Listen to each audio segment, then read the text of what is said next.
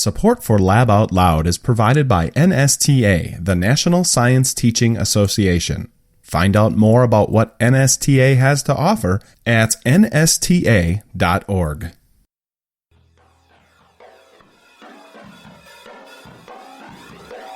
You're listening to Lab Out Loud, Science for the Classroom and beyond. And in this episode of Lab Out Loud, we're talking to a filmmaker about documentaries. We're looking at the role that evidence and the scientific method take during the filmmaking process. I take those things very seriously, and at the same time I take telling a story and being entertaining and surprising and all the beautiful elements of storytelling I take very seriously. I don't make movies for one side to win and one side to lose. I don't like these binary conversations. I like nuance, and at the same time I love the scientific method is the best process that we have for trying to find the truth, even if that truth might change. That's up next on Lab Out Loud, but first, I'm your co-host, Dale Basler. And I'm Brian Bartel. You know, if I was doing this podcast face-to-face, like if we were doing a conference presentation and I was talking to teachers about today's episode's subject, the first question I would be putting out there would be, raise your hand if you've used a documentary in your science class to teach students. And that's kind of where the conversation today is beginning.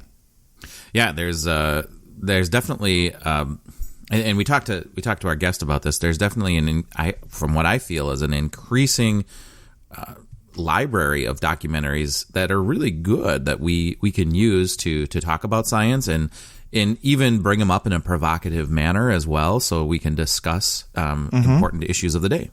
And I think they're getting used in the classroom, and even now when students are virtual or hybrid or any of those kinds of things, I know that my kids are being asked to do it, and I've also shown documentaries or clips of documentaries in my own classroom throughout the years.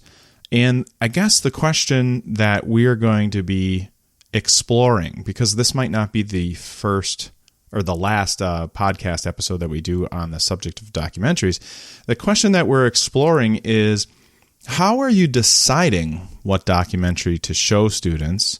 How do you ever have a discussion about things like, was this documentary biased? Was it trying to sell or promote one particular viewpoint over another? And how do you take that in consideration with the scientific method? And if you think about it, we've definitely had a couple of episodes where we've talked about movies and videos and even some documentaries on the show before, but we want to take a look into that a little bit more. So if you have some ideas about the documentaries that you may have used or movies maybe you've used in the classroom, and you want to reach out to us, of course, make sure that you check in the show notes in laboutloud.com and drop us a message. Yep, that sounds excellent. And so to start off this conversation, we're going to start off with a conversation with a filmmaker that we originally met at an NSTA conference about a year ago. My name's Scott Hamilton Kennedy, and I'm a filmmaker. I guess some people would say a documentarian, storyteller, journalist, father, citizen of the world. I like it. Excellent. We actually met you in St. Louis a year and a half ago, back when the world was doing conferences still, and we were at the NSTA conference, and we met you at a viewing of one of your recent movies then, which was Food Evolution. And there was a Q&A afterwards, and we had a nice conversation with you and everyone else in the audience talking about kind of like the art of making a documentary. I remember that question and answer session very vividly, and that's why I was so excited about this interview, because it's not what I expected. I was expecting to go, and we're going to go see, we actually haven't done a lot of movie screenings at conferences before, so we did this and we're like, oh, that was fun. You're going to do the question and answer, and it was not what I expected. You started off sort of like allowing us to like critique the work, and it was like, and then the audience there was like, oh, there's all these discussions about scientific method and should you have said that, and scientists show, and all that kind of, we had all these discussions about science semantics and things, and it was really exciting. I'm glad you enjoyed it. But it's one of the pleasures of the journey of making my first science film, and I'm now making a second one, is how much overlap there is between the scientific process and documentary filmmaking. I in no way want to compare myself to the smart people that do science. I'm intellectually inferior to them, but there is overlap in terms of having a question, going on a journey, trying to find the truth, trying not to fight your biases, and part of it, as you just pointed out, being open to, not just open, criticism is part of it.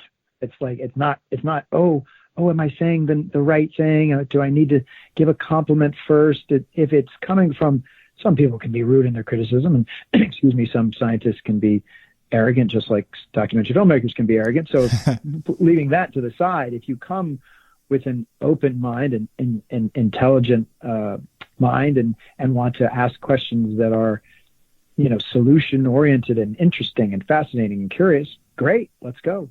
Can you tell us a little bit about the question and the journey for food evolution? Sure. So the elevator pitch, as it were, for food evolution is it's a reset of the conversation on GMOs, genetically modified organisms. Like, what are they? Should they exist? Why do they exist? Are they helpful? Are they harmful?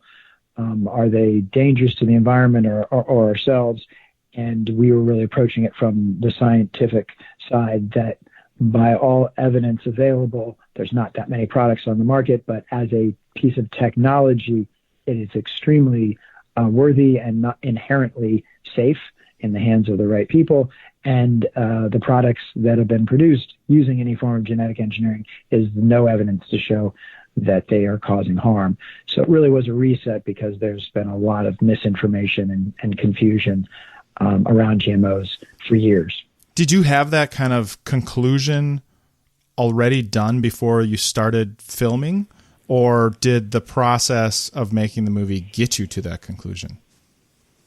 Sure. I wish I could say it was a big eye-opening experience as making the movie, but that would be a little bit dishonest. That it only took a couple of weeks of research to see that the science was overwhelmingly saying what I just said in a couple of sentences. Mm-hmm. It was what is GMO? It is not a product. It is a process, right? Mm-hmm. And how is the process used? The process has been used in a variety of ways that have all been extremely safe. That we figured out very early. So the real surprise was what wonderful people we would see doing the work with GMOs in the United States, and especially as our story took us to Kenya and Uganda. But the surprise moment was, to be blunt, the ruthlessness of the people that wanted to manipulate and confuse that conversation. Sure. That was probably the bigger journey. So, right, it was the truth showed itself quickly. The manipulation of the truth. Some of the pain it caused people. Just reinforced, yeah. I'm looking at the Internet Movie Database, and there's a little tagline, and it talks about, basically how the movie shows how easily fear and misinformation can overwhelm objective, evidence-based analysis. So that's a lot to swallow right now. I mean, in 2020, yes. Of course. Does that weigh heavily on you too right now? I would say it always weighs heavily to try and tell something of import and not be too pretentious or self-righteous, but also be entertaining and really try to follow the truth. You could compare it to the Hippocratic Oath, right? Do no harm, right? Do more good than harm. And I take those things very seriously. And at the same time, I take telling a story and being entertaining and surprising and all the beautiful elements of storytelling I take very seriously. So I guess you could say weighs heavily. It's also a great honor to have an opportunity to have these enormous conversations, but it's also an honor that the film is very timely still, right? Mm-hmm. We completed the film in late 2016, really came to the world in 2017. And our current president was just getting started. And I remember our first screening at your first screening. And I don't like to make these conversations political. That's the beauty of science, is it doesn't care about red state or blue state. But when we did screen the film for the first time in New York City, it was just a few days after Election Day, and the opening quote from Mark Twain, that it's easier to fool someone than to convince them that they've been fooled. There was an audible groan from the audience. The pain was right there. But again, going to the bigger picture of it, I don't make movies for one side to win and one side to lose. I don't like these binary conversations. I like nuance, and at the same time, I love the scientific method is the best process that we have for trying to find the truth, even if that truth might change through using the scientific method. What I've come to use the term know your enemy in a way, looking at some of these struggles, because my real enemy isn't if I don't have a political agreement with you. My real enemy isn't if we root for a different sports team, or however deep we want to go in this. You could say Israel, Palestine, or I have Irish roots, or the troubles in Ireland for many years. That's one type of the problem. But somebody that I consider an enemy right now is somebody that tries to manipulate the truth to win. Yeah, that's one of the biggest enemies for me right now. Are you going to cheat, or are you going to play? We can have different opinions. We can have different outcomes that we're looking for. That's the nuance. But if you're going to just cheat to win, oh boy, does that make me angry. Well, I want to talk about that in the context of documentaries. I don't know if you can answer this question, but what do you think the state of documentaries is in the past couple of years? Good question. That's a good question. I mean, first of all, are they on the rise? Are there a lot more of them? Because it feels like there is. We definitely, they've been saying this for years. I was lucky to start making documentaries. My first documentary came out, good God, can I remember now, in 2004. And that was one of the first waves of the sort of modern documentaries, and the technology had changed, and there was popularity, and some of the films were doing really well at the box office.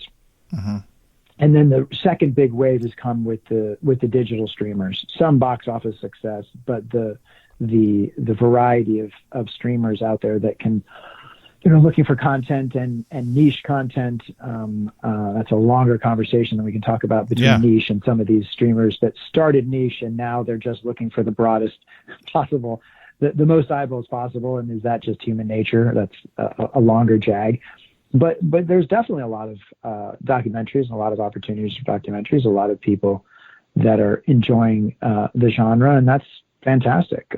It's all just storytelling, right? I have my opinions between the difference between a reality TV and a documentary, and some of that is founded on intelligently trying to look at the differences between them, and some of it's a little bit snarky, but at the same time, it's just storytelling and different types of entertainment, right? And I put that on the table, so allow me my long answer to finish that.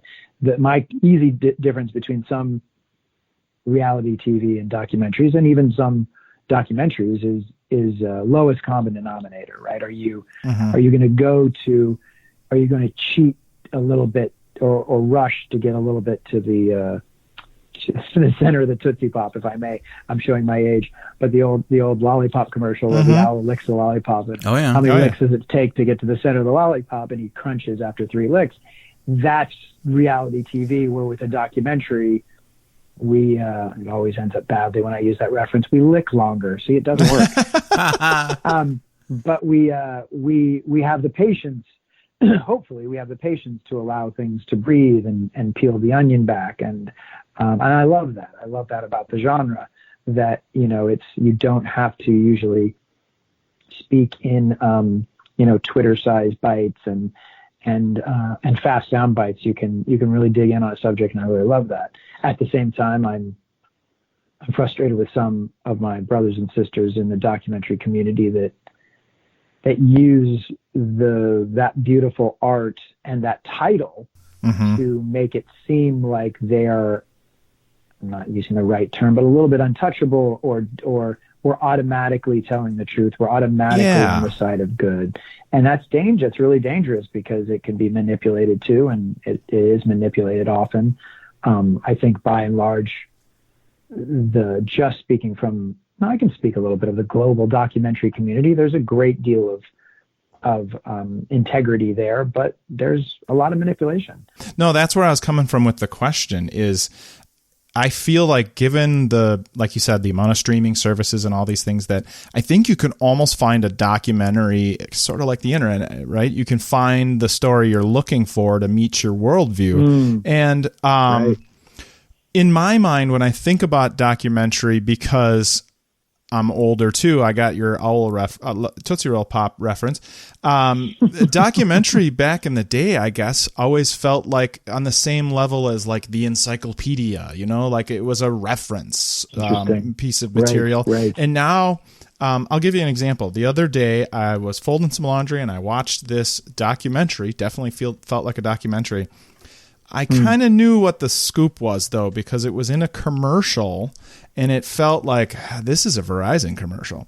The documentary was essentially, it was all about 5G and some of the innovations. And it was a documentary. It was showcasing things, but it's certainly, at the end, it said produced in association with Verizon, and it was like, this is a Verizon commercial, but it was a informative Verizon commercial. So it was like, someone who watched that, it's on Amazon. Tricky. Yeah, they watch it on Amazon Prime. They will know no better, and it didn't go into conversations about other things of how technology advances are affecting people. It was one-sided, but I don't think you noticed it. And so we've seen that with like magazine ads that are they're masquerading as articles, and they do have to kind of have a small disclaimer somewhere, but it's easy to miss. So I guess we're talking about bias. But yeah, we're talking about bias, and you're also talking about checks and balances, right? So that and those checks and balances are varied. So with just using your Verizon example, I'm happy to hear that at least they did disclose at the end of it. I think they probably should have disclosed more at the beginning, but let's leave that out for a minute and hope that there are the reviewers of that film, even including Amazon. I would think Amazon should actually put that into a different category. Right? They should put it into an infomercial category. That might be a little bit harder, but at the very least, then the next checks and balances would be the critics, right? The professional critics, God forbid, the science fact-checking critics, and then, of course, the general public that could hopefully protect us from that. Yeah. So we wrestled with this with food evolution, where the antis tried to say that, it was a piece of pro-GMO, big ag, big food propaganda. And I didn't have this term back then, but I love using it, so I'll share it with you and your listeners. I got it from Jonathan Haidt, and it's a slur is not an argument. Right? It's a fantastic phrase, right? So a slur is food evolution is propaganda for big ag, right? In the simplest version.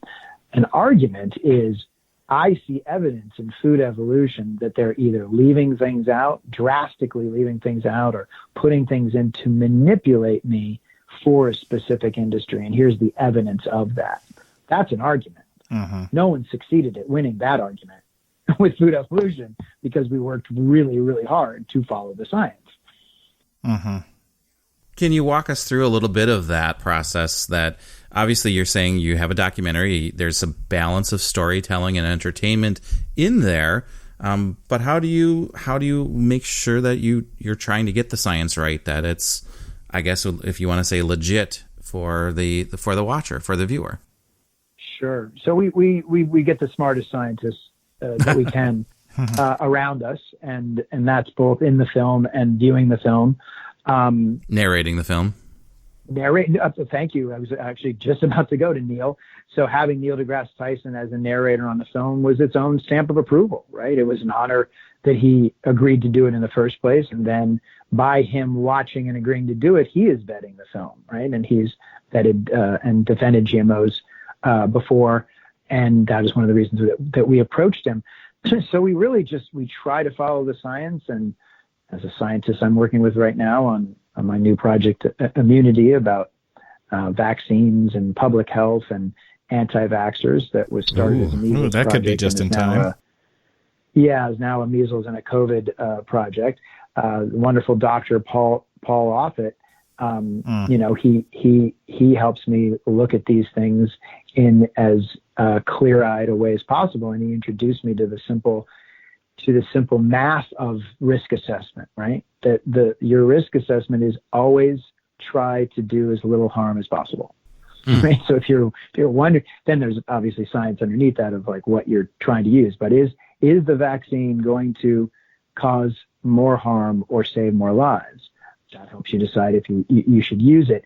And in that way, we use that simple scientific math to say the overwhelming science, the overwhelming scientific studies, the overwhelming scientific institutions, the overwhelming scientific journalists, and forgive me for going long there, but it is important to look at the layers, all say that the current GMOs on the market are safe for ourselves and safe for the environment. Is there nuance underneath that about capitalism and all these other things? Of course, that's a different film. I couldn't make that film too. This film is a reset on GMOs, and again, like Immunity, it was really just a metaphor for how we make any decision, right? GMO was just a metaphor for a conversation about how do we make good decisions from parents to politicians, right? And it's the same conversation we're having now in 2020, possibly the biggest, if I dare say, the biggest conversation that we can have. How are you making a decision? Are you making a decision based on, as you said, tribal things and confirmation bias and selfishness, right? That's a word that we didn't talk about as much in Immunity, and we're talking about it. We didn't talk about as much in Food Evolution, and we're talking about it a lot in Immunity. The selfishness of manipulating the truth, right? That I don't want to hear that truth, right? As you've probably seen on the news of somebody saying, Tony Fauci is frustrating Donald Trump with the facts. Mm-hmm. And it can be frustrating. The facts can be extremely frustrating. In my impatient way, I get mad at physics for the stupidest of reasons, right? It's like physics. I wish my drink won't spill on my lap. God damn physics. Excuse my language. Gosh darn physics. Gravity got me the other day too, Scott. It's awful. It's awful. Yeah. So sorry, I rabbit holed there, but those are the biggest questions. Like, how are we making these decisions? And do we have checks and balances in place from friends that we love and trust? I mean, my wife is a fantastic BS detector. For checking me, from that all the way to the National Academy of Sciences and Neil deGrasse Tyson, and right back down again to my 14-year-old daughter's science teacher, who one of them 1 year was awesome, and now she has one this year who might be an anti-vaxxer. Well, hey, before I know you have to get going shortly, but that's one of the questions that I have talking about. You kind of answered it a little bit, but we see, especially in this pandemic, that making videos is a great way to engage students. It's a great way to, whether it's just a quick, little recording to say, an explanation of a question to a teacher, or a more drawn out edited format. We're going to have students making videos more and more, and maybe making a career out of them. So what advice do you have to science teachers and students who are making videos that might be asked to take a position on something? And that may be a whole other podcast one other time, but sure. What can they do to avoid manipulating the truth, just to get their message out? Yeah, I think I'll try and take that in two pieces. One is relate to people first before you throttle them with the science, right? So find a way to engage your audience, find a way to find the universal truth of what you're communicating, right? So in Food Evolution, the universal truth of we all got to eat, and we have to feed our children. And we also want to keep them safe, and we want to hopefully keep the planet safe. So work from that first. Don't just lead with the science, and try and find a clever way to keep those human elements in your story as much as possible. and try to communicate the science as simply as possible. You can get wonky, but maybe start simply, get wonky, then finish again simply, and make it as engaging as possible. I mean, that's just another overlap with documentaries and science. Is I remember my first documentary, I had it posted on the computer that said, "Keep their heads off the desk." That was a reference to my memory of documentaries. Right? That was my memory of documentaries, was drooling on a desk in third grade, or fifth grade, sixth grade. And that was the goal. If I can keep them awake, okay, that's step one. So that's a wonderful thing to look at.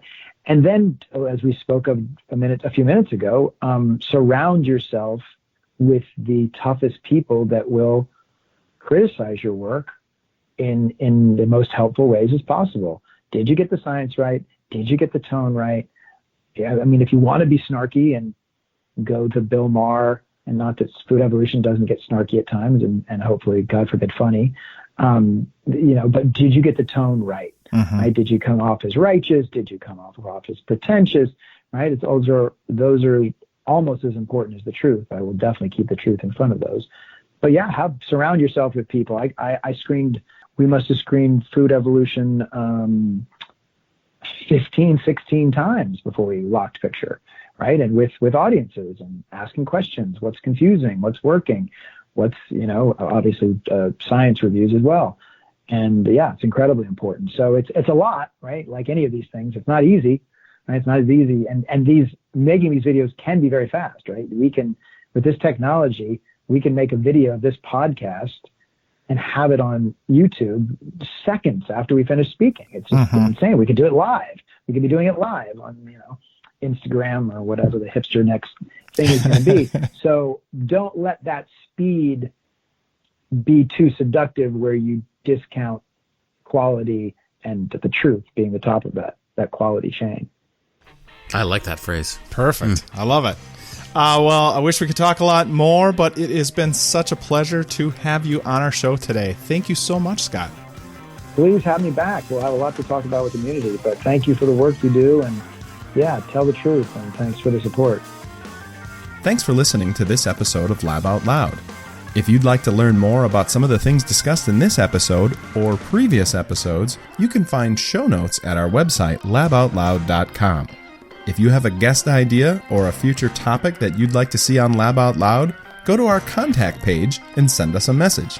Also, you can subscribe to Lab Out Loud on your favorite podcasting app, such as Apple Podcasts, Spotify, Stitcher, Google Play, or wherever you like to find podcasts. While you're there, leave us a review and rating. Your input helps others find our show. Thanks again for listening.